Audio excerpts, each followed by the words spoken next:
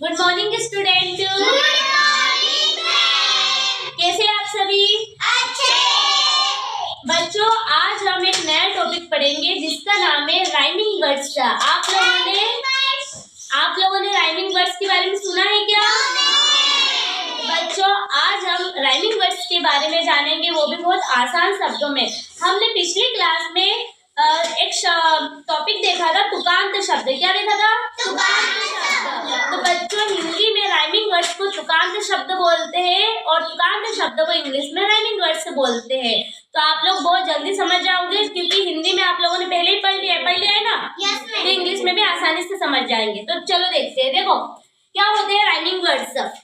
Rhyming words वो words होते बेटा जिनकी लास्ट की ध्वनि है ना, जो एंडिंग साउंड होता है वो सेम होता है। भले ही आगे की स्पेलिंग चेंज हो, लेकिन जो लास्ट की ध्वनि रहती है वो सेम होती है। कैसी होती है? सेम होती है, मतलब समान होती है। बोलने पर हमको ऐसा लगेगा कि लास्ट की जो ध्वनि है वो एक जैसी लग रही है। तो उन वर्ड्स को हम क्या बोलते हैं? राइमिंग वर्ड्स बोलते हैं। क्या बोलते हैं?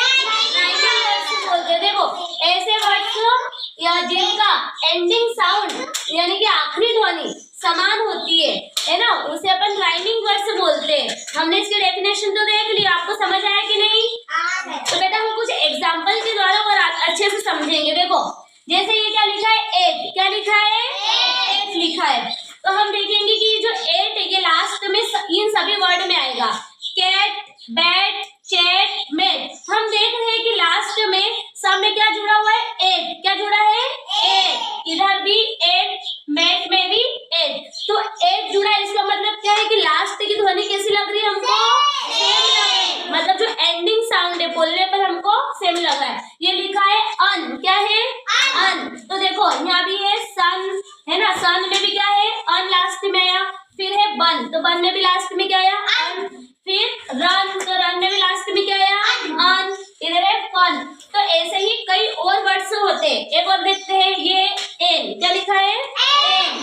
तो लास्ट में देखो क्या आया? पेन, टेन, मेन, हेन, हेन। लेकिन हम ये देख रहे हैं कि लास्ट की ध्वनि तो सेम है, लेकिन आगे की स्पेलिंग तो अलग है। तो क्या राइमिंग वर्ड्स होते हैं? तो ऑब्वियसली बच्चों लास्ट की ध्वनि सेम होनी चाहिए, भले ही आगे की स्पेलिंग चेंज हो तो चलेगा। ठीक है, बोलने पर जैसे कैन और बैन, तो लास्ट में यहाँ पर क्या है? एट है और यहाँ पर भी एट है, लेकिन आगे क्या है? यहाँ पर बी है और यहाँ पर सी है। तो आगे की स्पेलिंग चेंज हो सकती है कि नहीं? हो सकती है, लेकिन लास्ट की ध्वनि सेम होना चाहिए। तो हमारे कौन से वर्ड होते हैं? Rhyming word. तो आप लोगों को समझ में आ रहा है क्या होता है?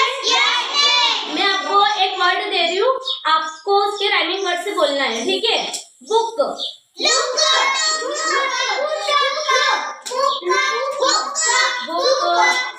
हाँ बिल्कुल सही कहा आप लोगों ने, मतलब आप लोगों को समझ आ गया है। ओके।